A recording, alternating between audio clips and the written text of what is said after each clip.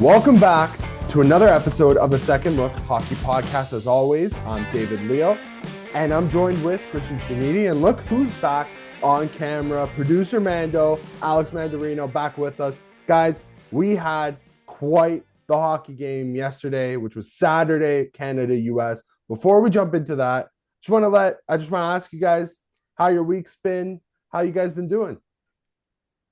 It's been really good. It's been a good week. Had some fun at work. By far the highlight of my week. I had to fill in for producer, and he had booked all the guests and everything. It was basically just I had to go in and just physically be there. So I got the opportunity to talk to Bill Daly and Henrik Oh, Lundqvist for all of like 5 seconds each. Like that's about it. But it was a little bit of a pinch me moment, boys. That was really fun. That's That was awesome. probably the highlight of crazy, my week. crazy. Yeah, Mando, I didn't talk to Bill Daly or Hank, unfortunately, but more of a laid back week, boys. It was missing some NHL action, but it was fun to kind of get a little bit of the Four Nations taste for that latter half of the week.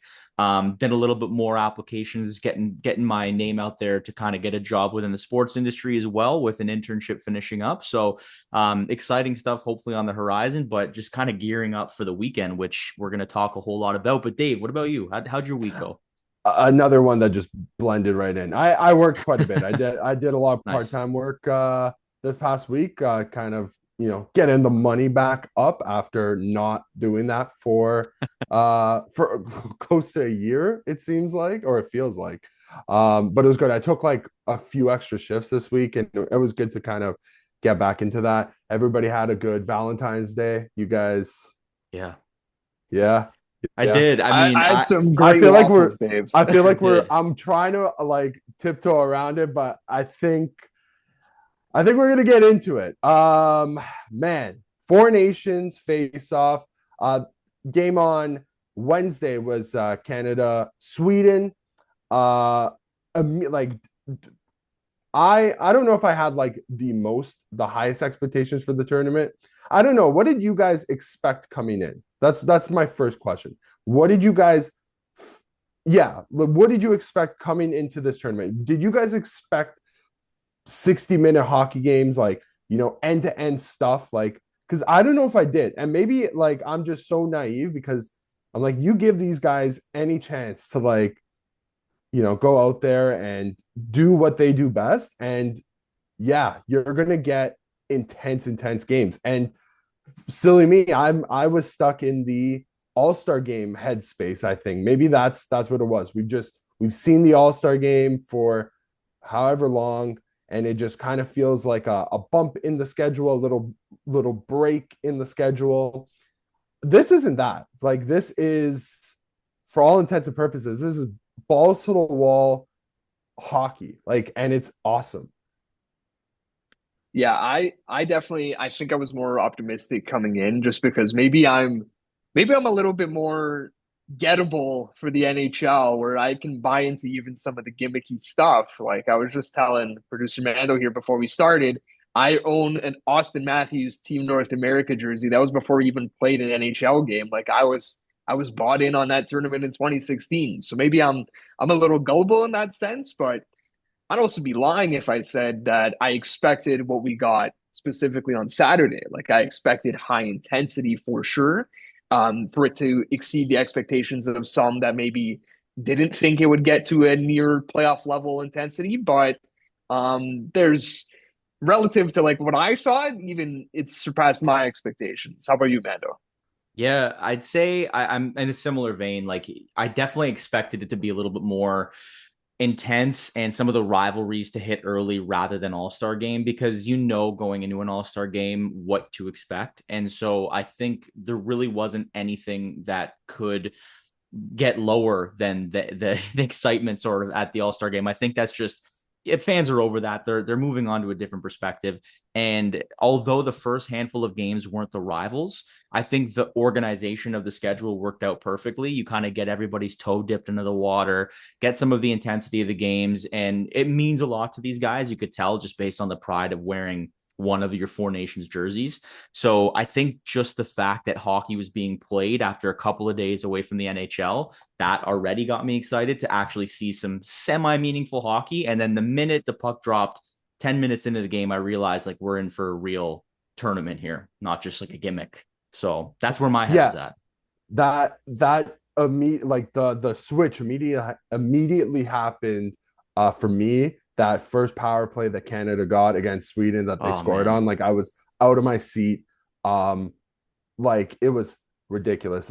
First things first, I want to give a huge shout out to whoever said let's play these games in Montreal, because the Montreal crowd has been nothing short of amazing. Like they've been into it. They've even for the non Canadian games, like I'll be honest, I didn't watch the Sweden Finland game, but I did watch the USA Finland game, and I would say even if it wasn't a full like Montreal Canadian crowd in there, the fans that they did bring in were some of the best of the best, and it's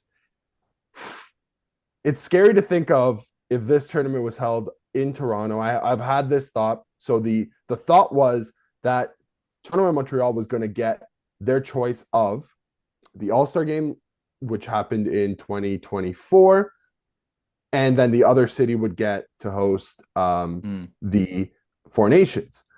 Man, if they had flipped that and it was Montreal hosting that All-Star game, that it was cool, like whatever, it had its moments, but at the end of the day, it's an All-Star game. And if Toronto got Four Nations face off, I don't know how different. Like we're sitting here and we're saying like, man, even in like these types of circumstances, the Toronto crowd, it still kind of feels like a library in there. I discredit the Toronto crowd too much. I feel bad. I still think we'd have a great atmosphere, but there's something about playing in the Bell Center that is, it's second to none. It's fantastic. Yes. So do any of you guys have any reflections in the Canada-Sweden game? Straight to Saturday. We can get to those after if we got straight to Saturday. I'm completely fine with that. So, man, let's get. I guess we'll get into like the intros first. Sportsnet's intro yesterday as Canadian, thoroughly underwhelmed personally. I don't know if you guys felt the same way. I don't know. Cristian, you did listen. No, you liked it. I went right into our group chat and I was like, it's solid. Did the job. Like I'm hyped. Maybe that's just like me internally. Maybe I could have had no opening tease and I would have still felt hyped. And I think I kept my look relative to like Sportsnet opening teases. That was by definition, it was a Sportsnet opening tease, right? It's what you've come to expect. So in that sense, sure, I was fine with it. But I think you guys are totally right to come to the defense of, or be on the attack really, of saying, listen, this is a special game. It deserves something special. Take a cat out of the bag here. Don't give me the usual Sportsnet, right? I think that's totally fair. And I'd say in hindsight, that's probably the correct take, if I'm being honest. I would just say that like since we've had our features class and since like just as a class, not even the three of us or anybody else in Second Look, like our whole class, we've had a lot of exposure, whether watching, putting together these types of teases and products. Like the music is something for me that I felt has been like the most emotionally like altering and has had the biggest effect on me when I watch these things. I don't even remember the song. I think it was like almost, if someone has it, something by Nickelback. It was Nickelback. Yeah. It was Nickelback. That's all I got for you. Could have been Burn It to the Ground for all I care. Could have been a Rockstar Boys. I like Nickelback. I don't hate Nickelback. I just didn't feel like it captured the energy. Like I want to hear, I don't even have one in mind. I just want to hear something electric, like something getting off my seat. I think for that event specifically, we saw it, the States, the US does this second to none. In particular, the NFL. NFL Sunday nights, their opening teases you could literally be watching the 20 good few families. You could be watching the 2024-25 Carolina Panthers and New York Jets going on, but some of the things that like just a simple voiceover could leave you with the hairs on your body standing up because of like just You the don't want to thought use that the goes Elliot into Friedman line there, Dave? Oh yeah. which one? You know what I'm My nipples referencing? being erect. Dude, my nipples get erect watching some of those NFL opening teases. They do Yeah, it. yeah, dude. They do it the best, and they Brother, should be the it's a gold good reason this standard. is the Four Nations face off and like the Yeah. Four Nations opening tease battle because Jesus Christ, Oh Canada's yeah, I mean, yeah. listen, Canada lost on the scoreboard yesterday. Could have been Yeah. uglier if that also came into play because Yeah. the American broadcast, I believe it was on ESPN. Sorry, it was on ABC. Oh, it Yeah. blew the Canadian one out of the water, and that's my only thing. In you want to give me or give us a tip, like whatever, if it's a random Saturday night and it's like Toronto and Vancouver just happened a couple weeks ago, and you want to give me a song tease with like a so sound on tape, so you get your sound up moments like those great goals and stuff. I'm fine with that if that happens every week for a hockey night in Canada. But this one, that one against the States, that's the first time in close to 10 years the two nations are playing against each other. You get Celine Dion, you get Justin Trudeau. Like, I don't care who it is. You get a respected figure, somebody who can galvanize your audience to come on and talk about the history. Get Wayne Gretzky for all I care. I know he's working it down in the States. Maybe he's not up for it. Mark Messier. I don't care. I don't care who it is. Insert your Canadian icon. You get them in there and you tell them to tell us what is so impactful about this game. That was my only qualm I had with it. Otherwise, I thought everything else really went off without a hitch. And Yeah. I got two thoughts before we get to the ice, because on this topic here, I think this is worth bringing up. Theory here. Your Sportsnet, you got to do this tease, and you know this one's been on the calendar forever.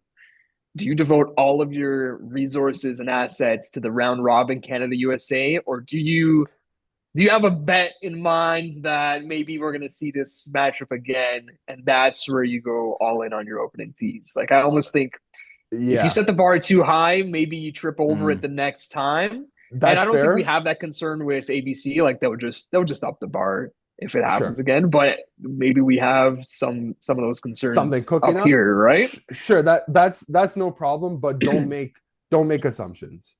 That's my thing. I wouldn't make an assumption like that. Yeah, this is very much like this is a very just like Sure. conspiracy theory on my part. If all goes to plan and on Thursday we're gonna be there, we're sitting and we're watching, and in the opening from Sportsnet is the best that they've produced in years. Sure, maybe I'll eat a little bit of crow, but that's not a good way to run your business strategy, especially given how charged this game was. Coming into this game, you had to know how emotionally charged your audience was going to be in arena, watching from home, on social media, and nothing exemplified that more than the first 10 seconds of that game. We get 3 fights in the first 9 seconds, and I was like, is it 2025 or is it 1970? Was in 1976. When was the Summit Series? 72, 76? 72. I was like, what, is this the Red Army we're going up against? Where's Vladislav Tretiak? Like, crazy. It was unbelievable. How many times in an NHL game do we see more than one fight happen? What is the fight per game ratio right now in the It's NHL? funny. I actually have an answer. It's not my research. I Why think they said it on producer the Mando. No, I think they said it on the broadcast, and it piqued my interest. Like halfway through the game, I don't know if it was Cuthbert or Simpson on the Sportsnet broadcast. He said this year, I think 5 NHL games have had 3 fights. No NHL games had 4. So, and we saw that in 10 seconds. So, you know what? I don't even know the percentage. That's like 1%, if not less, than NHL games has 3 fights And of course, the guys leading the charge were the reason, but it's still pretty unfathomable to see that in the Four Nations of all tournament games, really. Yeah, just like focusing on those 10 seconds there, that is, you can put that in a frame and just look at it on repeat over and over and over again. It's very much a cultural moment Yeah. in modern Canadian history. I'm curious, like, where were you guys sitting down to watch that moment? Like, set the scene for yourself. Like, Dave, like You for want me to me, go first? no. I mean, Dave, you're going first now. It doesn't even matter. Okay. No, you All have right. to. So me and my family, we are huge hockey fans. Half of my family wasn't here for the weekend. They were going skiing. They were watching in some other place, but I could only imagine if they were there with us as well. Gather around the TV with my grandmother, especially. And first fight, it's like, and me and my brother are sitting beside each other, and we're like, oh my God, it's happening. It's first fight's done, whatever. Second fight, we're both standing at this point because it's like, oh my God, we got two fights in the matter of 5 seconds here. Dude, third one, I was nearly out the door and doing snow angels in the 35 centimeters of snow that we had at that point before the extra 20 that came down during the night. Like, dude, that was the best moment if you sat somebody down and was like, watch this game. There is nothing better than seeing like the whole crowd get into it and stuff like that. That is how you breed a new generation of hockey fans. And I know it's kind of felt like we've been moving away from the fighting and the goon isms over the past 20 plus years. I would say 15 to 20 years. That was a blast from the past. It felt like a Leaf Sens playoff game from 2001 with Ty Domi and Darcy Tucker on the ice, but it had both the Kachucks on the ice. Where were you guys for that historic Canadian moment? That's going to be one that's going on. What are those the heritage moments? You guys ever see Canadian those? Heritage, yeah. Canadian Heritage moment. That's going in there. Hell yeah. Cristian, get in there. I mean, same like Dave, like I was watching like with family, with my grandparents. I was at my grandparents' house. And I feel like when I watch hockey games, there's two different Christians that can come out. It depends on who I'm watching with. And basically all it comes down to is my dad, right? If I'm watching with my dad, I have to play the role of calm the hell down, relax. The game's not over, this and that. That's kind of the role I was in, right? If my dad's not there, I think I would have been doing what he was doing, which was just screaming at the top of his lungs for the entirety of that sequence of fights. We had like my dog at my grandparents' house, my cousin's dog. They had never seen like someone scream like that. It wasn't like he was screaming at them, but they were going crazy. It was just total mayhem centered around my dad. So I was very much in the role of like, I'm just sitting there enjoying it, but I'm like, I cannot get as hype as my dad in that spot. So I have to take a back seat almost. But it was just like, yeah, that setting too, like I know Dave's talked about too, like being with your family and watching the game makes it a little bit more special. And maybe that's why even going back to like the opening tease, why I was almost like okay with this pro someone, because I'm just like looking around me, I'm like, this is freaking hockey, this is Canada, this is like where you want to be. This is happening, deal, right? 100%. This is happening, and you have no choice. Yeah. How about you, Mando? I was and still am at my girlfriend's parents' house. So we watched it together last night, and they're not huge sports people, right? Her dad, my girlfriend's dad, is a little bit like he was invested early on, but regardless, him and I watched the entire game. The two of them, my girlfriend and her mom, went upstairs after and watched Love Is Blind. They weren't that invested, but that's okay. But we sat together for the first period. So turn it on. And I was like, but similar to you, Cristian, I was like, you know what? I got to stay calm. Like I can't show Mando especially against the Leafs are an OT, right? Yeah. The girlfriend's family. Yeah. You got to tone it down a little bit. Can't start flipping tables or anything. But man, I'm going to zag a little here, boys. That's why I wanted to go last. Okay. One fight I love. I love the Matthew Tkachuk fight.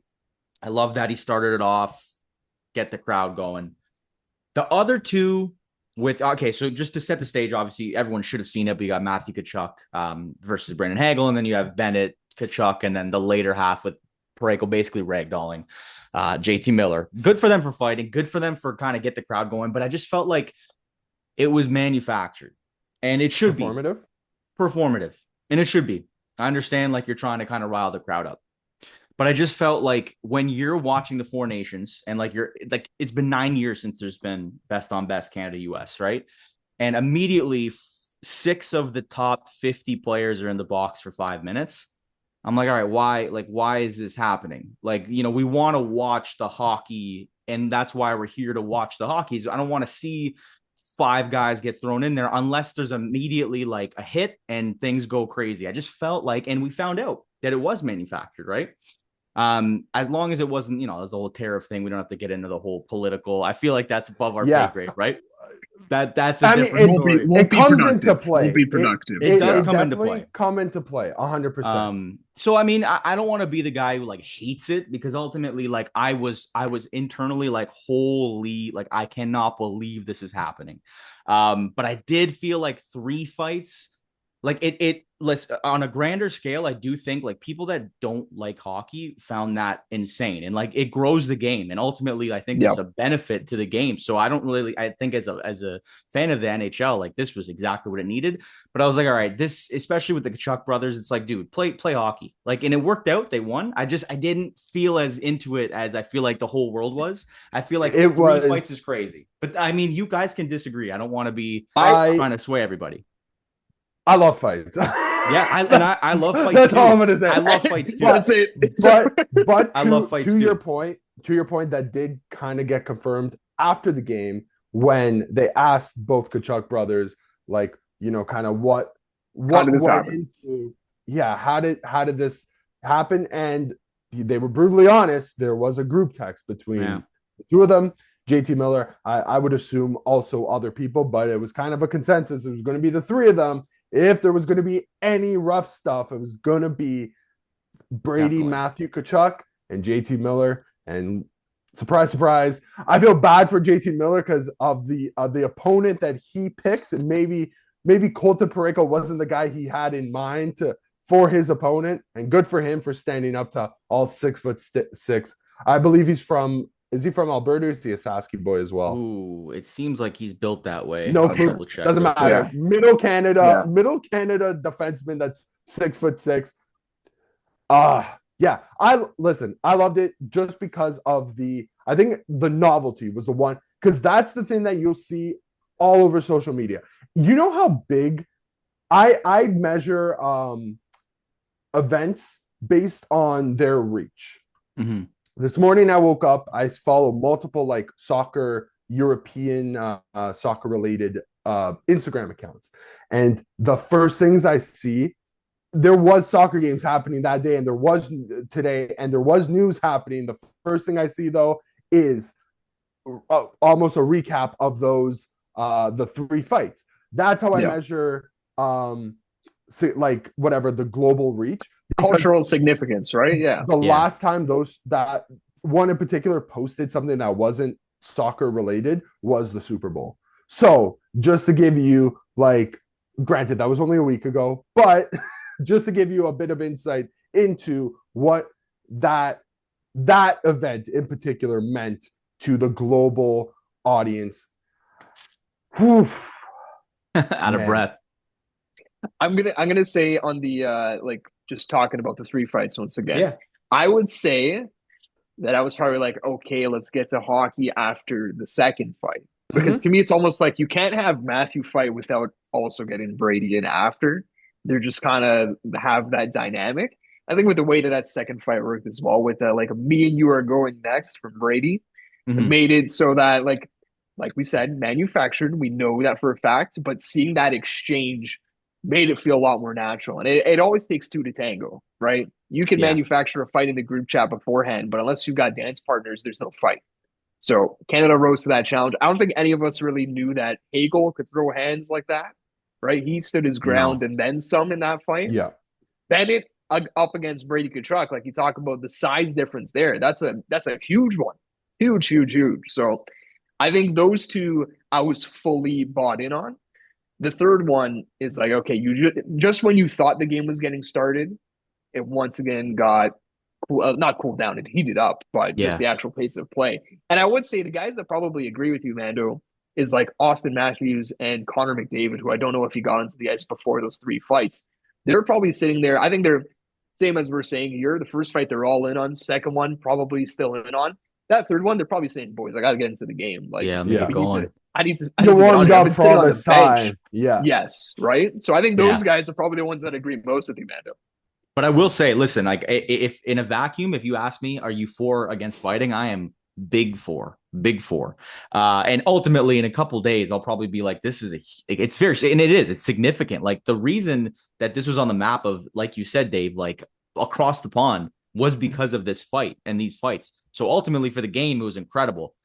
I don't know. I just wanted a game to start a little earlier, but my God, were those some of the best 20 minutes of hockey I've ever seen. Doesn't help that games are starting at 8:15 after whatever. But You gotta get the West Coast in there. You need your Oilers fan base to be able to I watch your guess. boy Connor Yeah, McDavid, right? sure, I get whatever. That's fine. So before the game, we'll kind of get into it. Before the game, it comes out. Cale Makar draws out of the lineup due to an illness. Thomas Harley comes in. We can start there in terms of how do you guys think the defense looked? It's in particular, how did Thomas Harley fit in to the Team Canada defense?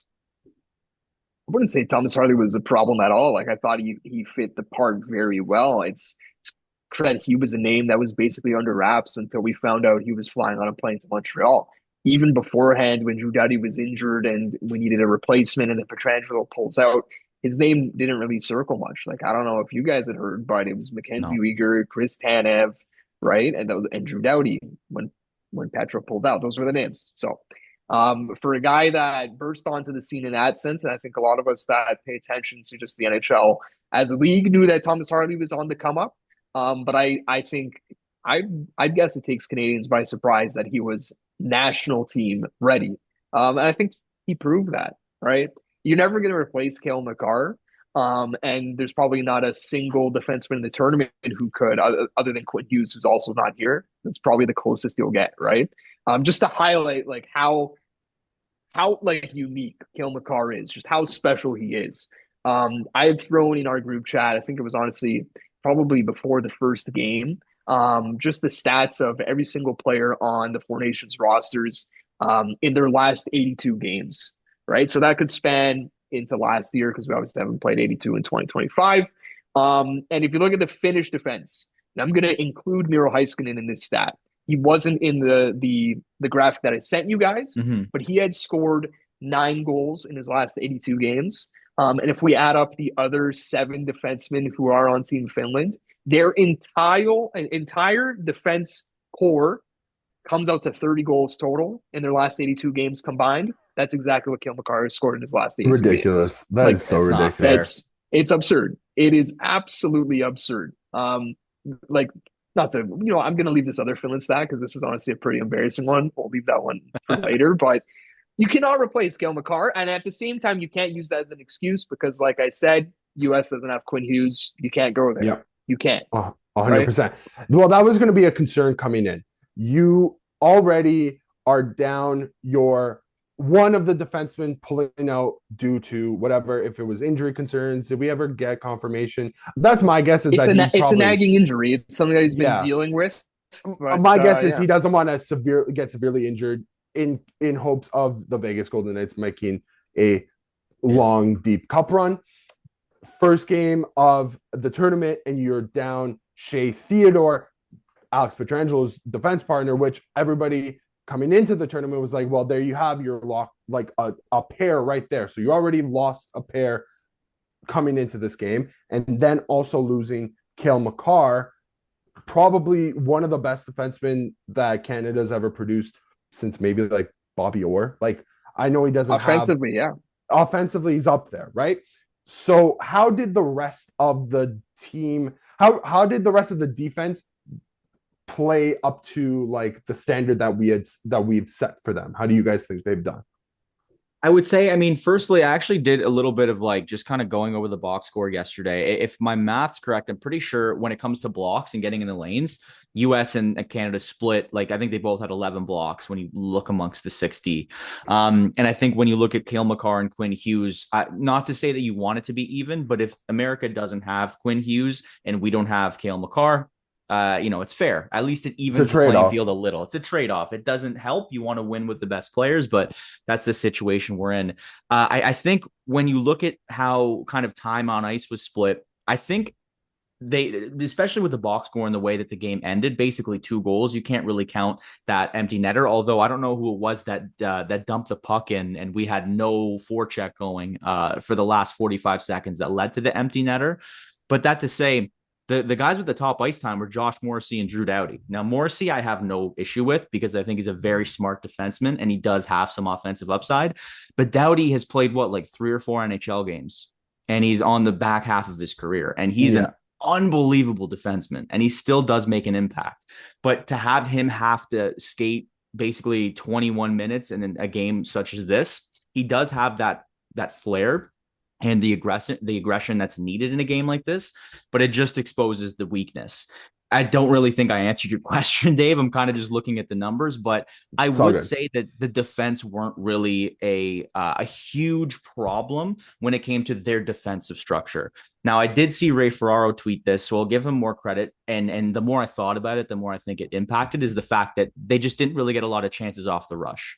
And when you have guys like Petro and Theodore and Makar not there, that first breakout pass and the ability to kind of get the puck in deep and get sort of those chances off the rush outside of the McDavid goal, I didn't really see a lot of chances for Canada and it didn't really see a lot of movement.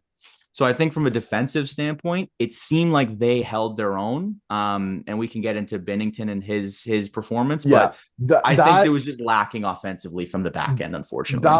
That is 100% a great point. That was most notable in the third period when they're down. They get down early in the period, and they go down late in the second, and you have the third to get back into the game. And I would say for the first 10 to 15 minutes, the neutral zone was clogged up. Like it was a log jam, and I will give as much as we can give Canada kind of stick taps or PP wax, whatever you want to call it, for maybe not executing at the highest level. We'll talk about the forwards going. Let's give all credit to that the structure that the US brought, in particular the top 4 defensemen like Zach Werenski, Jacob Slavin, Noah Hannafin. They had, I think, fantastic games. Like they are great players to watch. I hoping that the Columbus Blue Jackets squeak into a playoff spot just to see Zach Werenski in the playoffs again. He is a joy. I love watching him play. Shout out Columbus. Cristian, man, what have you got for me? I see you pondering that. Yeah, because we talked about this a little bit, me and Dave, after the game. If I'm summarizing what I saw transpire that led to Canada losing that game, it's that they held possession of the puck for the most part, not for the most part, because they bring up that nice scoreboard going into the third period where you have the ozone possession time. It was pretty close, but I would say that Canada, for the most part, controlled the pace of play, and it felt like you attack when you're down, right? That's just score effects, right? And the U.S. played an incredible style of counterattack hockey. They were very comfortable collapsing into their zone, protecting the house, letting Canada do what they want in the perimeter, knowing that they'd get in the shot block lane, or at the very least, they got Connor Hellebuck if it gets to him. And they were very confident going the other way that they could make good on the few opportunities they had, right? And if you turn this around, I don't know if we could say the same. If it was the U.S. controlling the pace and you had Canada collapsing in, I don't know how great we'd feel about Binnington behind them. And then how confident do you feel about Canada going back the other way that they can get one past Hellebuck, right? So it was almost a perfectly tailored game plan from the U.S. coming in. Definitely. And they really executed well, and they were very confident in executing. 100%. Just on that note, I think the next point of concern It's going to have to be goaltending. I don't know how we're going to take this, but we're going to take a quick break before we get to the next point of concern. So we'll see you after the break. And we're back. Before the break, we told you we were gonna go into some more woes about Canada, but not everything started off so bad. The one thing that Canada really needed was to break open the scoring, and Connor McDavid gliding gets a crisp pass from Jude, like a nice breakout pass. Probably one of the there was a few like odd man rushes and stuff, but like that one was vintage Connor McDavid just blowing by the American defense, getting it by Connor Hellebuck and the roof. I thought the roof at the Bell Center was gonna explode. Like it looked like it was gonna come off. In that moment, everybody was like, "Oh, we were in." Less than 5 minutes in, though, one of the worries that Canada had or that we had about Canada heading into this tournament reared its ugly head when Jake Gensel beat Jordan Binnington for his second goal of the tournament. I know Binnington's had a lot of talk on social media over the last heading into the tournament, even going like the game against Sweden, lets in a couple stinky goals, still gets the win, stands tall in overtime. Guys, what did we think of Canada's goaltending performance last night against the US? I'll jump in quick if you don't mind here, boys. But yeah, like it even stems back to Canada, Sweden, where we saw this sort of performance for Jordan Binnington, and he saved his job in that overtime, making a couple really good stops. The one in Zibanejad, there was another one real close backdoor. We talked about it in the general show on Thursday. And so obviously give him an opportunity. I personally probably would have liked to see Hill in against the US, but I think the way this tournament's stacked up, I think there was no choice but to keep Binnington in. He's a goalie who likes to work on a lot of shots and hot goaltender, but that first one can't go in. The second goal, I think you can say maybe he should have made the stop, but ultimately Dylan Larkin had a good shot, picked just under, I think the blocker side, whatever it was. You can kind of get away with it, but I just like when you it's just so unfortunate where like you have the star power that Canada has. Now, granted, they scored one goal, so they are on the hot seat just as much as Binnington is, I think. But I like Kevin Papetti's tweet. I think this was a couple hours ago. He said, "Never thought I'd see the day where both Leaf goaltenders are better than the Team Canada starter." That hurts my soul. Well, considering for 10, like since 2000, the starters have been Martin Brodeur. I think Patrick Waugh had one the early 2000s. Luongo, yeah. Roberto Luongo, Marc-Andre Fleury, Carey Price, who had then won a Hart Trophy the year after he had the craziest stat line in any international tournament. In 5 games at 2014 Sochi, 0.73 goals against average, 972 save percentage. This guy was stopping 97% of everything that he saw. Crazy, but elite. 100%. The only thing I'll say is it wasn't his fault that that Team Canada lost. The first one goes in, you should be able to bounce back. No offense, unfortunately. I do think it's just unfortunate that that's the way it was looked at, and he is one of the scapegoats. But I don't think it all falls on him. It definitely doesn't all fall on him, but like we're saying, like these rosters, you're comparing them forward, defense, goaltending was the difference, and it was the difference of the game. Like there's not really other ways to cut it up, I don't think. And at the same time, I'm not really certain if you would have got a different result had you put in Aiden Hill or Sam Montembeault, right? This kind of Jordan Binnington felt like the goaltender, no matter what actually the name was on the back. You were going to get that type of performance. So you can't really just say, oh, you've got this guy in the wings, let's throw him in. He'll give you something different. There's no Kevin Lankinen's not a good comparable here, but there's just not there's no one else who you're going to get a different performance from. I really don't think so. At this point, you've made your bed, laying it. Jordan Binnington is your guy. If you wanted to go with an Aiden Hill, I think they would have done that from the get-go, right? And yeah, like it's tough to separate the U.S. performance from the Sweden one as well because Binnington, yeah, like he played well enough in the end to win the game. And Mhm. when you're coming off of a win, really hard to go to a different goaltender. I don't think that would have sit well not only amongst Binnington himself, but just the room, right? Yeah. That's a tough pivot. even even considering if they'd thrown it Hill in and they'd still like the results still the same, what is the talk of Yeah. the town Where do you today? go from there? Yeah.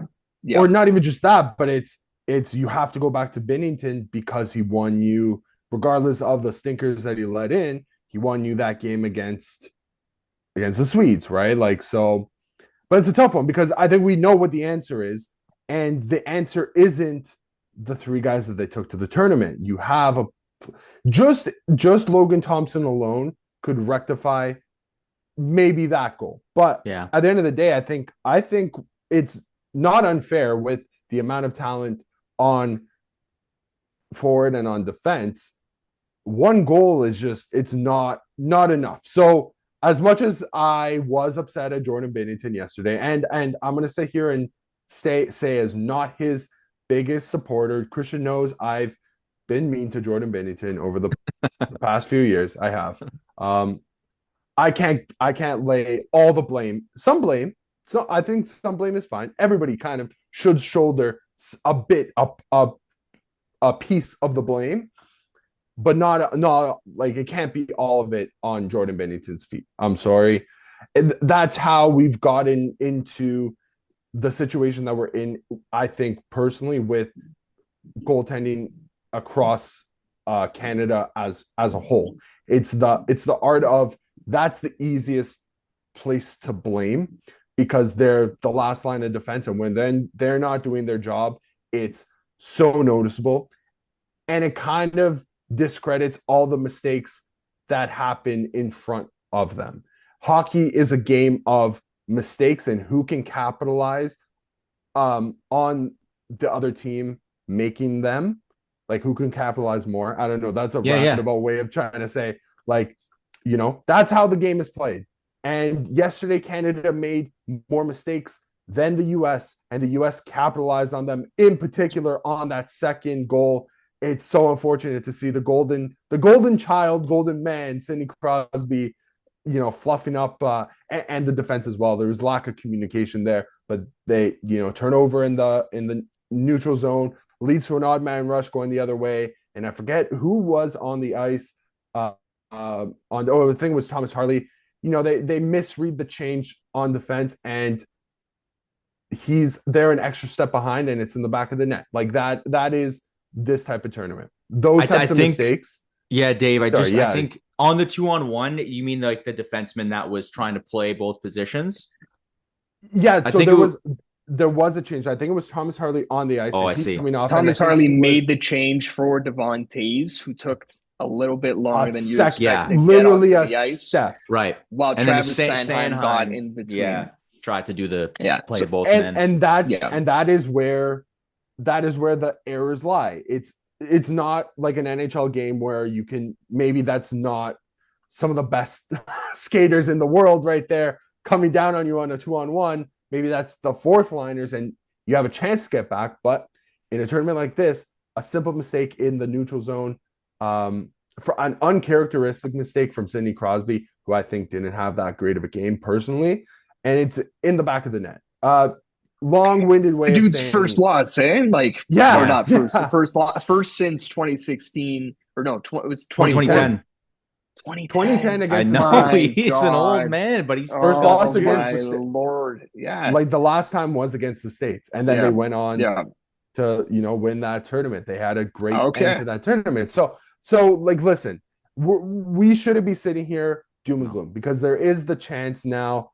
Looking forward to Finland, we can kind of also now transition into like what we liked and what we didn't like from the forward core. I know a lot of people really had questions with some of the decisions that went into who they omitted and who they brought to the tournament. I think in particular, just leaving Mark Scheifele at home, especially now that you scored one against the States, even against Sweden. Like sorry, with that type of firepower, you should be potting 5 to 6 every single game. Like, With Gustafson is in that that too, unfair? like, Yeah, you is that know. unfair to think? Maybe that's just me. Like, I don't know. Is that an unfair critique to have? Like, you should be scoring 5 a game when you have Connor McDavid, Sidney Crosby, Nathan McKinnon, and run down the list like on your. I Makar think in the it's less back about end. like the final score and more about like how many scoring chances do you put at the net. And How I many good think looks? that Sweden game, they started off right hot and they kind of fell into a bit of a lull. Like the pace that they set early was almost untenable for a full 60, right? But you'd think of it like a team of pure firepower, like the 2014 team, that felt they were unbeatable from the start to the finish of any hockey game they played, right? And that's the bar. That really is the bar. So yeah, I think it's fun to have be a little bit disappointed in the offense. I feel like all this really boils down to like for the remaining game of the round robin and potential one Mhm. in the final is like lineup changes, right? Like what do we want to see different? As much as we can talk about like the Mark Scheifele or I brought up a stat to Dave yesterday. 3 of the top 4 Canadian goal scorers in the NHL since the rosters were named aren't on this roster. Mark Right. Scheifele leads all Canadians with 18 goals. Zach Hyman, I think, has 16, and Tom Wilson is I saw fourth. that. I saw Tom Wilson. Those are the guys, right? Yeah, So listen, we can have that conversation. I'm going to keep it to the options that are on the team. available. And I'd say, yeah, the available options. I came into the tournament and I highlighted 2 guys. One is my breakout, and one is my game-winning goal scorer of a final. And Seth Jarvis as my breakout in the first game, it was looking great. I like that line in general. I thought they brought a lot of just spunk to the game. They didn't really get much ice time until the third period against the US. And so I don't know how much I'm putting at their feet versus the coach. I would have liked to have seen more conviction in your choices. This isn't a lineup that you inherited from a GM. You just got hired to coach the Tampa Bay Lightning, John Cooper. No, this Mhm. is you put this roster together. You got full control of every damn guy who takes step on the ice. Have some conviction in your roster selections. And I think that a lot of people liked what they saw in the third period from that line, specifically Brad Marchand, right? Yeah. Mm-hmm. To me, that's a trio that should have got more to play with from the beginning. I don't know if any of the U.S. lines or pairs got sheltered. I got to pull up the box score here, but it just Maybe felt like that fourth, that like the Brock Nelson the line, it just Nelson, just Yeah. kind of felt like yeah, they kind of just felt like the understudies to the rest of them, which is it's fine, it's whatever. I don't know. I didn't really have an opinion on that line. All to say, like I definitely had an opinion on the Canadians' fourth line, and my opinion was maybe heading into the third period that line shouldn't be playing only 5 minutes, maybe Mhm. roll for a little bit more. But here's the thing: it's like if you're gonna try to squeeze in more minutes to that line, what line are you taking the minutes away from? And the consensus Yeah. kind of seemed to be the Tampa Bay triplets part two. That would be the Brandon Hagel, Anthony Cirelli, Braden Point line. They, I don't know. I don't know. I wouldn't say that they had a bad game. They just had a mid game, personally. That's where some of the minutes have to come from, I guess. Because who's going to be the one to tell Connor McDavid, like, hey, sit an extra shift? Yeah, you're the grocery Hey, stick for this period. Are you hey, kidding me? yeah, hey, Sidney Crosby, who are you? Sit an extra shift here and there. Yeah. I It's tough. got a couple. I was doing a little bit of math and trying to organize the 4 lines for Finland that I would like to see. I think if I were to just brainstorm here with me, boys. So I think you got McDavid, you got Marner, you got Sam Reinhart. Okay. You got the Nova Scotia boys. I think it's time. I think Brad Marchand, you mentioned him, Christian. He had a great third period. I think he had to generate a lot of offense himself. I didn't really see a lot. So he was able to kind of go up the left hand side. I wasn't able to sort of generate anything himself. Maybe he put him with his guys from out east. And then you got I did like that Tampa Bay line that you mentioned, Dave. I know they didn't really get as much minutes, but John Cooper seems to trust him. You need those guys to sort of have a bit of chemistry and maybe play more of a defensive checking role. And in that fourth spot, it's a bit of a just kind of all over the place. You have Jarvis, you have Konechny, you have Bennett, and who's the guy I'm missing off the top of my head? I know I'm just naming guys here, but Bennett. I think I'm missing someone huge. You are definitely someone massive. Mark Stone? Mark Stoner. Yeah, Stoner didn't have that great of a game personally. He was okay. He had 3 shots or something. I don't know if we keep Sam Bennett in. It's not really that kind of game. Maybe you just sort of put together a fourth line of Stone, Konechny. I would like to see him back in. I think Travis Konechny needs to be in the next game. He is a guy who he is an agitator who can score. He gets into the greasy areas. I love Travis Konechny, and I felt like that game yesterday was more of a game tailor-made for him. And also, like, that seems to me like that should have been a game tailor-made for Brad Marchand. Like, the stakes are at the all-time high. Like, let Brad Marchand go and do his antics because the Kachucks are there doing their antics. Like, let them have an antic off if you want. Sam Bennett, same thing. You bring these guys in for a specific role, and then you don't use them for their abilities. You know what I mean? It just kind of felt like, well, so why are they there then? Why isn't Mark Scheifele there instead of them? If they're just going to kind of be like swap in and out for another player. Like, maybe this is discrediting the talents that these guys have, but it's like that is what they're good at. That's what makes them Team Canada eligible, like, superstars. That's why you pick them for this tournament. And then I don't know. It baffles me a little bit. John Cooper, give your head a shake, pal. I don't know. I'm gonna go to bat a bit for a guy who I didn't think I would have done so when the roster was named, and it's Sam Bennett. He did not get much ice time, right? Under 10 minutes there. Looking into the stats coming into this tournament, could you guys believe that Sam Bennett leads all Canadian NHLers across the entire season in shots per 60? Nobody puts the puck at the net over 60 minutes more than Sam Bennett as a Canadian. That's ahead of a guy like Nathan McKinnon, right? And it is a per 60 stat because he plays, I think, 16-ish minutes a night. Yeah. But you have to go, if you're looking at the shots per 60 chart, or even if you look at the shots chart, on the, I think since the roster was named, Nathan McKinnon is first, Sam Bennett is second among Canadians, and just plain old shots. I don't know if that's because he had a bit of a cold spell after getting named to the roster. I know a lot of people were pointing that out going into 2025, but like he's continued to put the puck at a net at a crazy rate, and I almost just feel like he's going to embrace being an agent of chaos. I think you kind of just need someone who's going to put the puck at the net no matter what, and just in a game of like inches, like we've said. You put the puck in the net, you don't know where it's going to end up after that. Rebound, it's in, that type of deal. I actually think that Sam Bennett has a case to remain in. I don't know who you are taking out. The Tampa line, it's not even necessarily like putting 3 Tampa Bay players together, because I think if you give a coach 3 players on a team of a collection of NHLers, they're all going to gravitate towards putting those 3 guys together, right? That's going to be a crutch. I think it just highlights the fact that those 3, none of them are big, right? They're all very similar. They almost all blend into each other. And this tournament, I think, has made me realize how important size and just the ability to be physical. And Hagel can do that.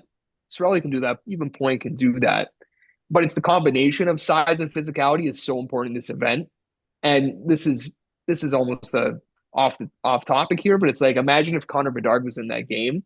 It would not have went well. It would not have went I know, well. Right? I know you said that yesterday, and man, I do remember the discourse when the team was announced and Connor Bedard wasn't put on. If you asked me at the start of the season to project to December 4th if he would be on the team, I would have told you he would make it.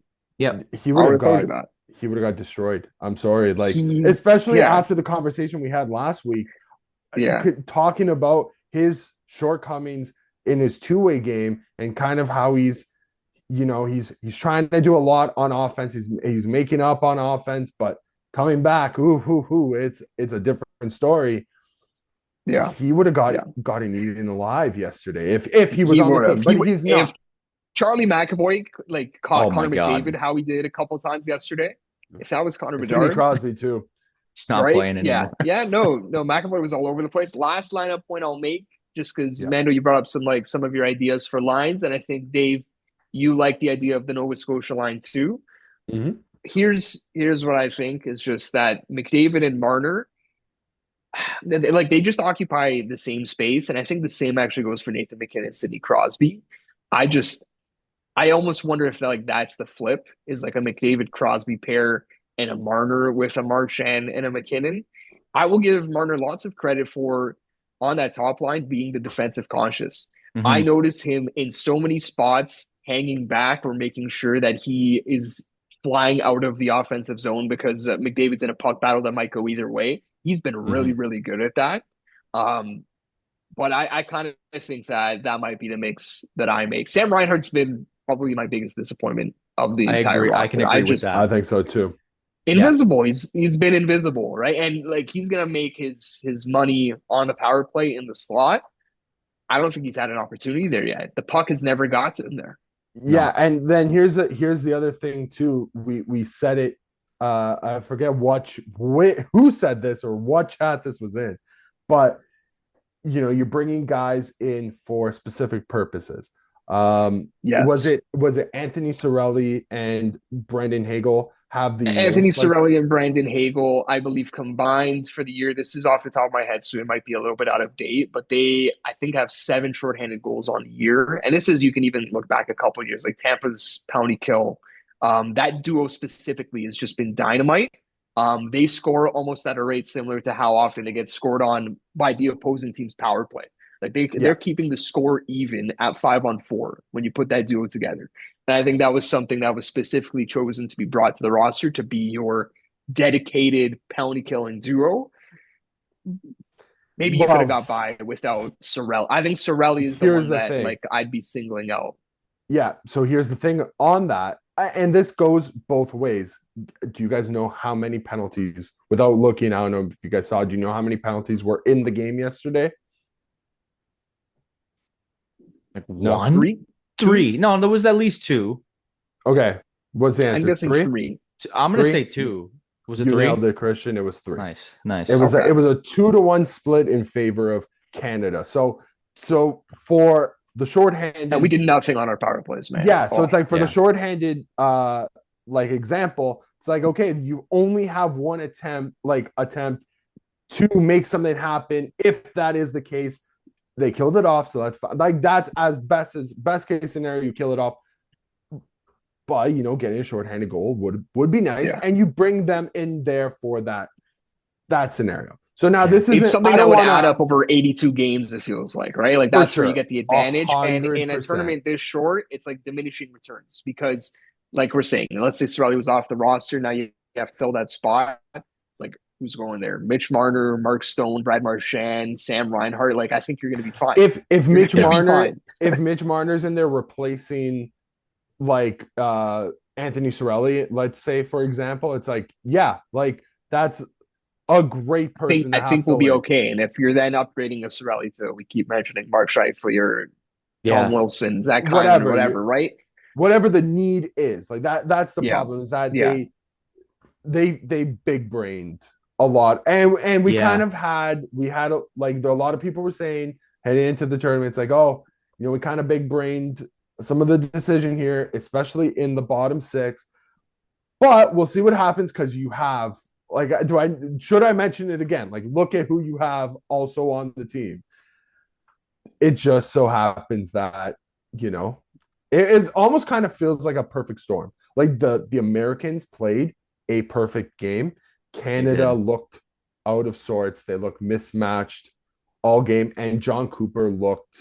He got his lunch handed to him by Mike Sullivan and the boys, or the Canada coaching staff. They didn't make changes personally. I think until after that, yeah, early in the Yeah. third period. That's when I, they I started making the changes. I can't go that far. I more want to just, I think we got to reiterate that like the US played the perfect game. I think Canada played a 90% game and US came with their 100.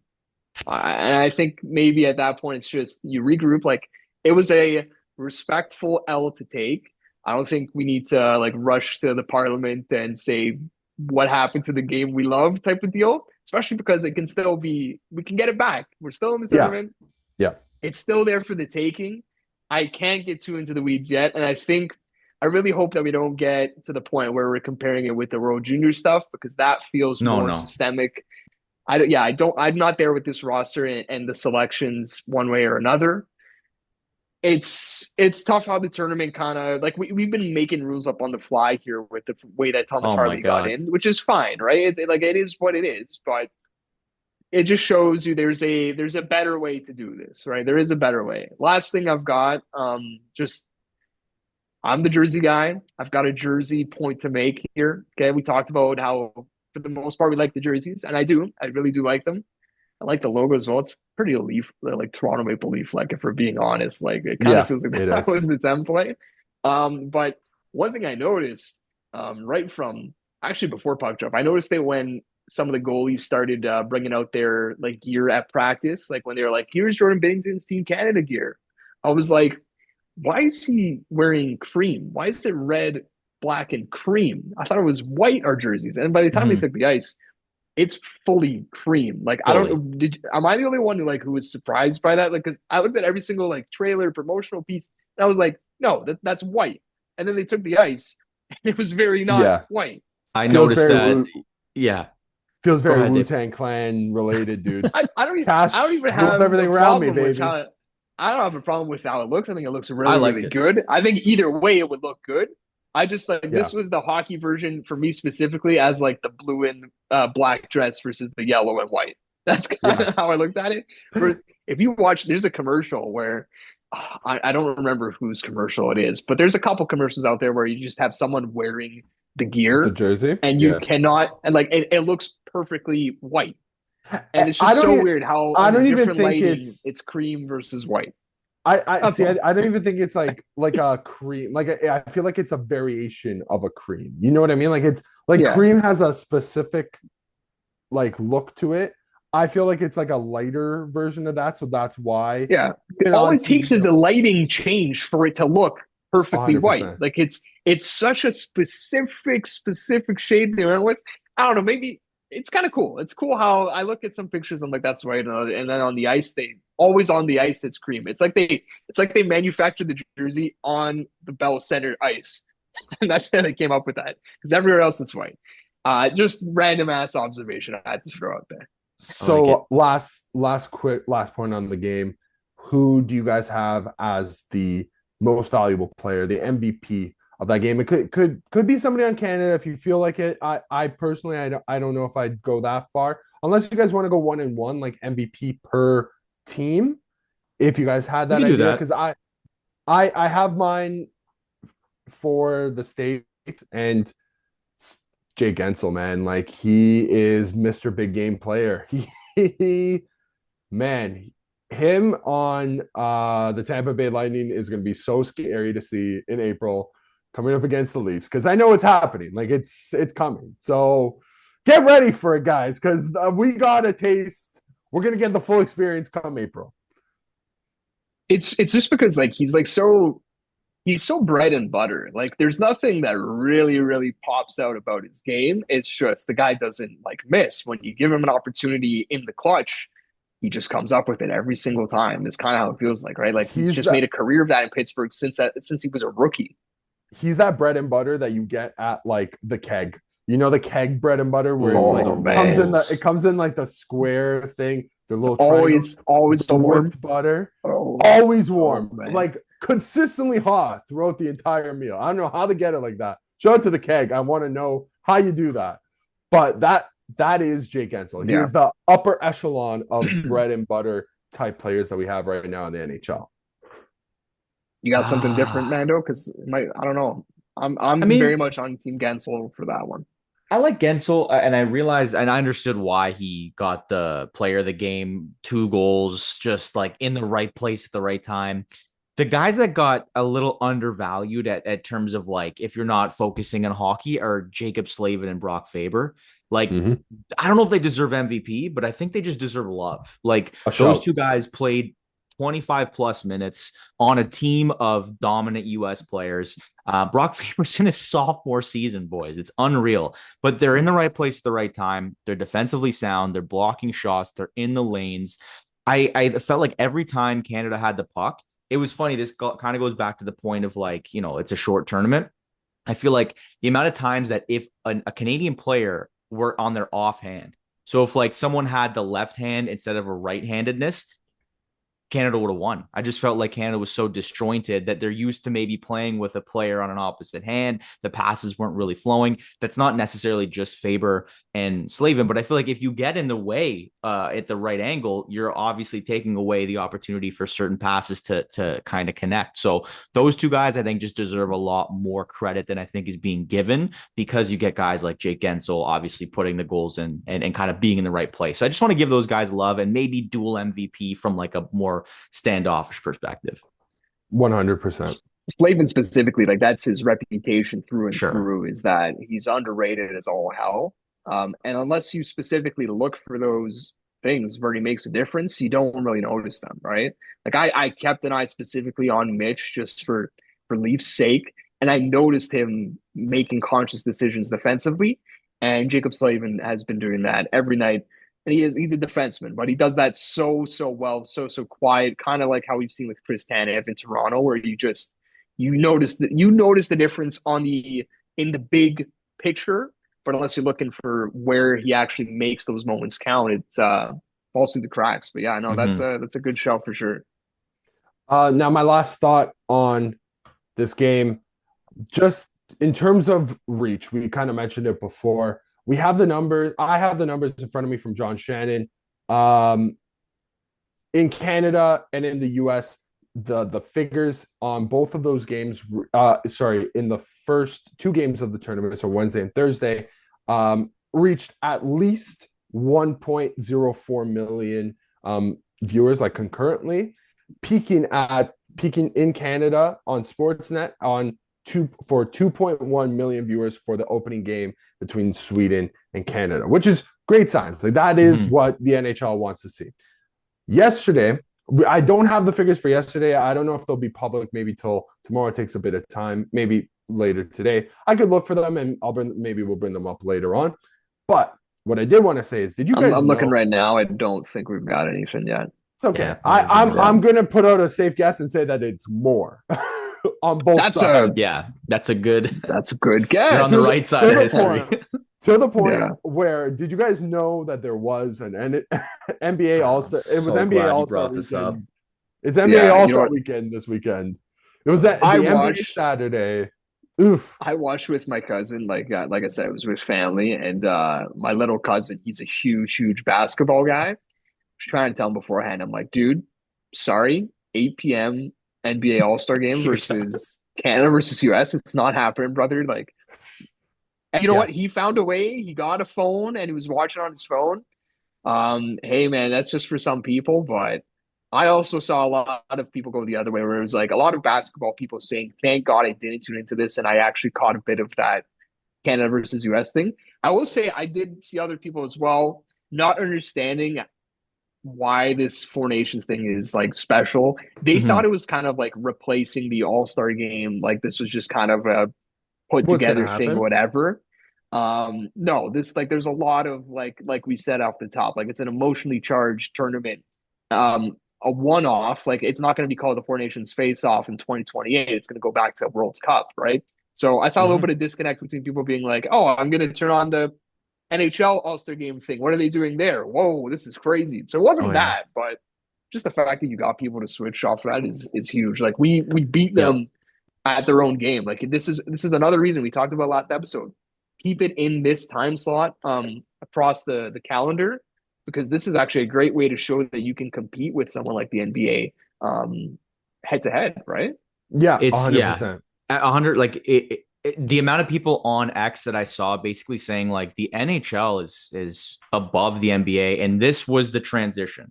And I don't know if we can go that far, at least from a US perspective, but we're at the parabola point where, you know, the NBA is trending down and the NHL is trending up, because you had, like you mentioned, Christian, those people that are maybe more like senior NBA folk or executives or writers that are like, okay, we at least need to tune in. Whereas you have a G leaguer, no disrespect to Mac McClung, because he is a very, like, he's won 3 years in a row. When you have a G leaguer is the one that's highlighting your NBA All-Star weekend, you got to give your head a shake. Okay, he Yeah. jumped over a Yeah. car. Congratulations, bro. You You had Victor also, Wembanyama and Chris yes. Paul, right? Stuck in Yeah, I was balls just about to instead of say, shooting. That was hilarious. you disqualified probably the one thing people were tuning in for, to see a Yeah.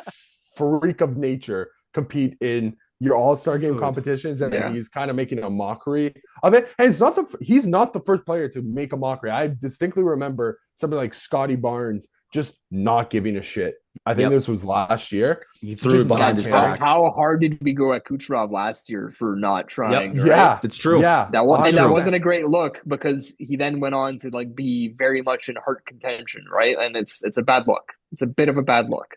If So the NHL won 1% more of their, what I don't know numbers, but if it's like 1% of the numbers like going into the tournament, if you turn 1% of the people that were going to watch NBA into Yeah. hockey, I think strictly NHL like alone, that is the best case scenario, because I think Job well done. they turned a lot more than 1%, but I'm going to be generous here. They did quite a bit, and it's honestly, it was the most perfect of storms, just considering the circumstances between the history between the two teams, and also now the history that's going to be going forward with the two nations in particular. It's going to be something crazy, hopefully, to see on Thursday. But first, Canada desperately needs a regulation win over Finland on Monday. And so it'd be today, actually, by the time you guys are seeing this.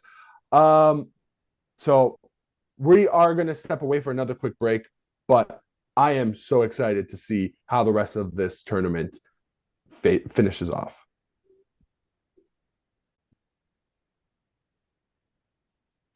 During our break, I found some stats for us to back up the Four Nations viewership, and this comes from Alex M. Silverman, who's a reporter for the Sports Business Journal.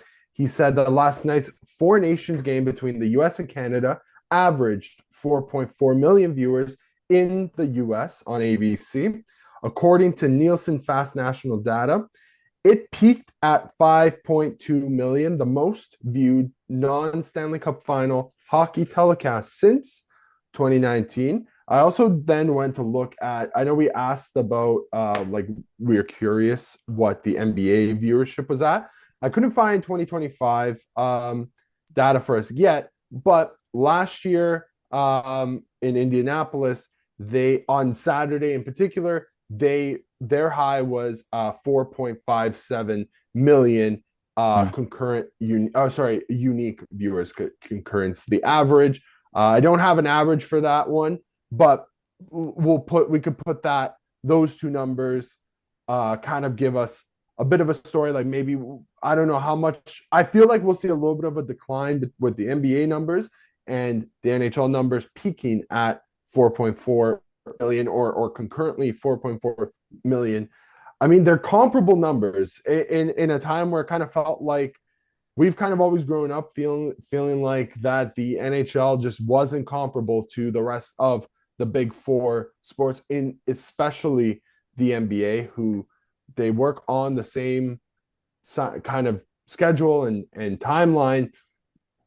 Man, could be a huge win for the head office and for everybody involved in the NHL right now. But on top of that, before the World Cup of Hockey, the Four Nations face-off started, we got confirmation that the World Cup of Hockey will be returning to the fold in 2028. So coming 2 years after the Olympics, which will be happening next winter in Milan. After what will be at that point a 12-year hiatus since the last iteration of the World Cup of Hockey in 2016 in Toronto.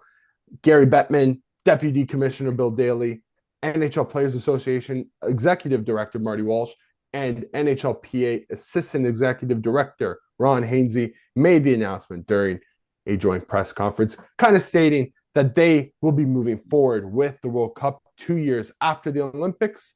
And they are right now asking for bids on hosting the games. They are going to have a package that's just about done and will be ready in the next few weeks.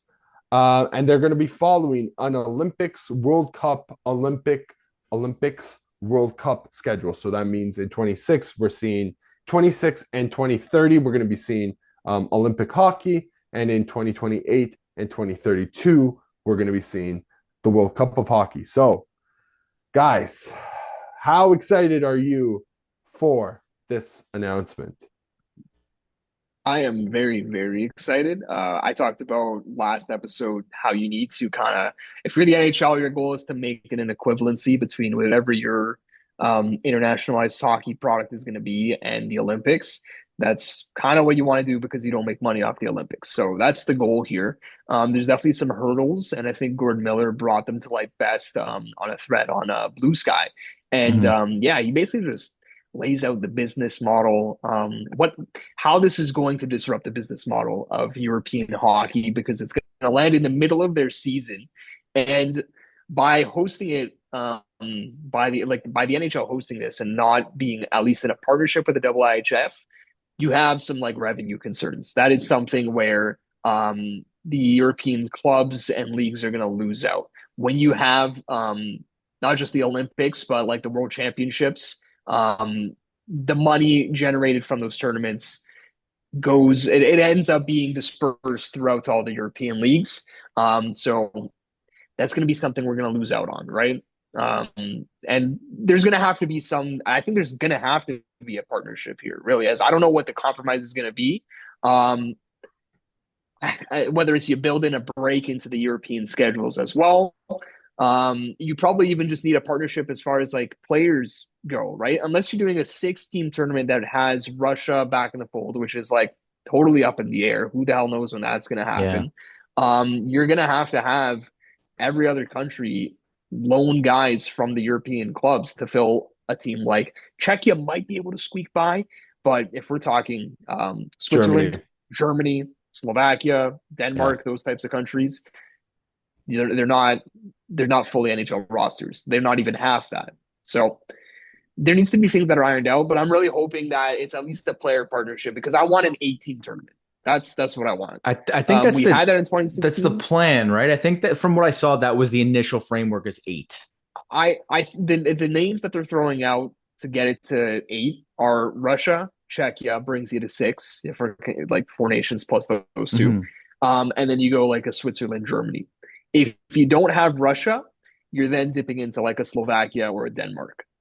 So I think that's a framework that I'm fine with that. Like I'm totally fine with that. I think Switzerland and Germany are on the come up. Like they can be on the heels of Czechia in like a decade. I honestly think so. Denmark and Slovakia probably have some work to do. Slovakia used to be like huge, like within like the Czechia, right? Like with Chara, Marian Hossa, right? Yeah. You just had like really good names there.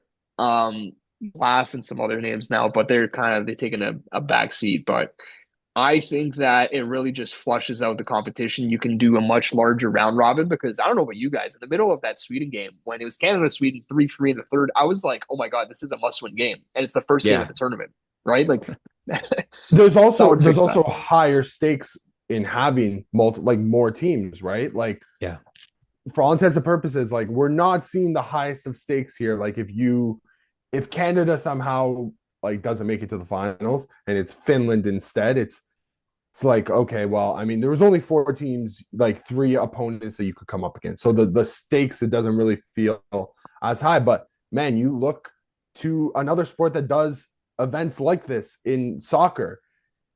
If you're like the group stages, especially that last game of the group stage, when it's like there's big teams that could get knocked out and are fighting for their life. I look back to I think it was the 2022 World Cup. in a 50-minute span.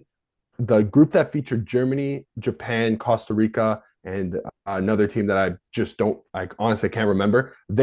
Each of them had held the first place in their group for at least like 5 minutes during like a 50-minute span because there was Yeah. so much action going on. Pure So chaos.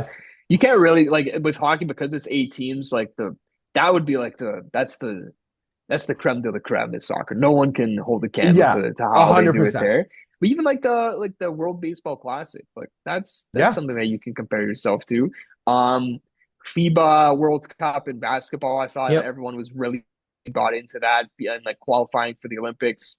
So even if you're just comparing to those, if you can get on the level of just care from fans, that's huge, right? World championships in hockey right now, you get rosters that are pretty fledged with NHLers, but no one gives a crap because it goes up against the playoffs, yeah, right? That's what does it. And So you're not that's the getting the problem. full yeah, rosters, right? You're getting the guys that didn't no, make the first round. Then you get maybe some guys coming in after the first round of the playoffs.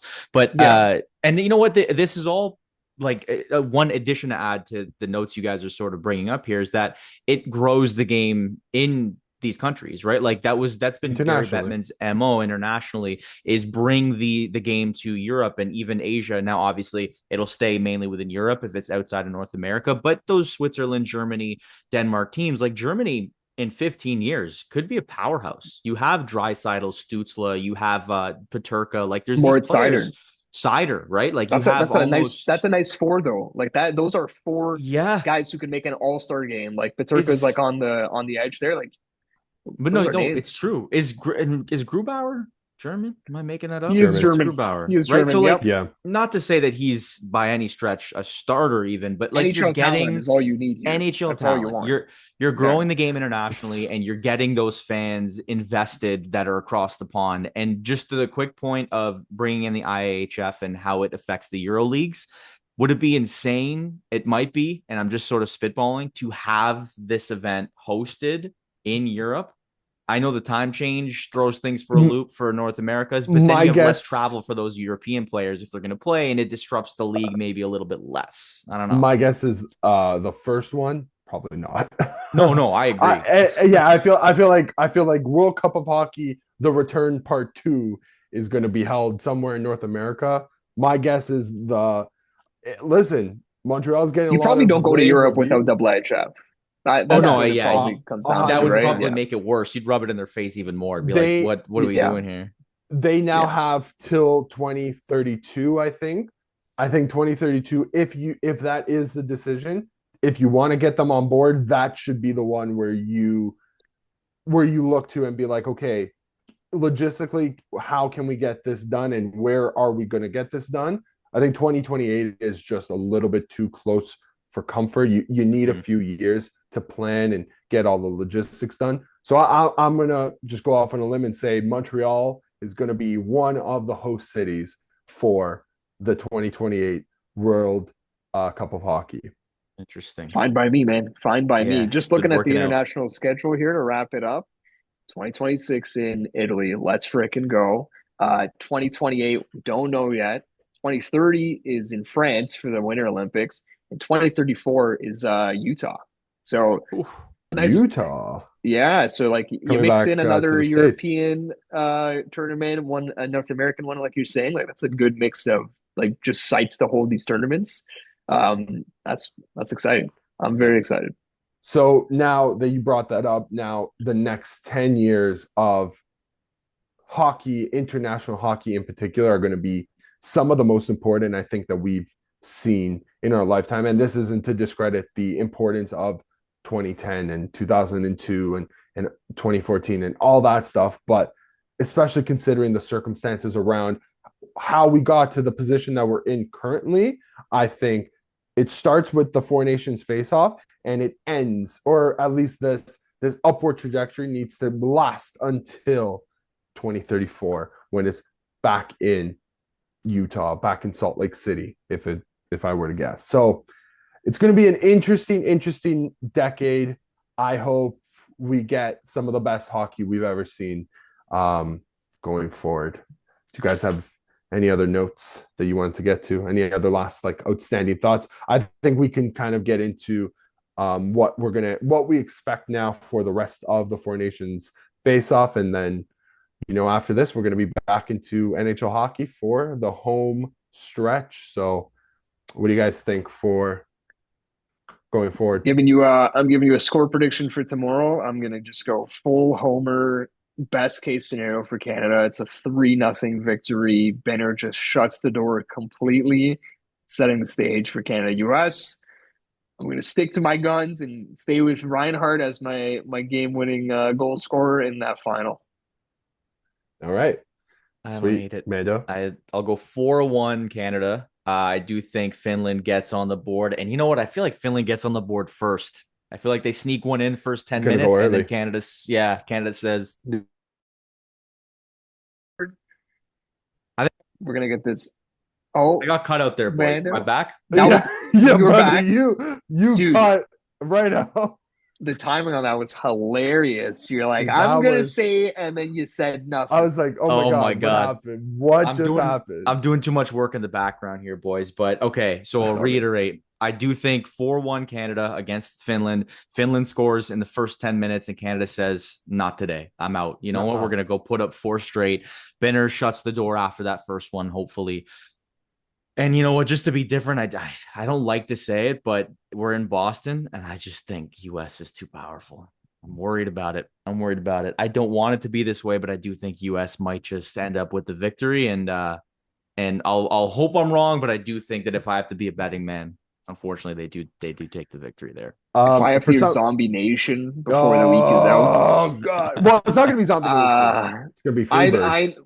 But like imagine if they just come out in warm-ups to Zombie Nation. Like if I hear it even just in between whistles, like I'm just gonna lose it. It's gonna be like it's gonna be your Winter Soldier activation code.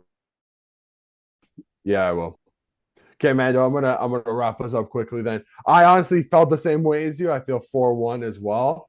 Tomorrow, I don't know who's gonna score. I really have no clue, but I'm feeling a little 2-1 OT win for the Canadians on Thursday.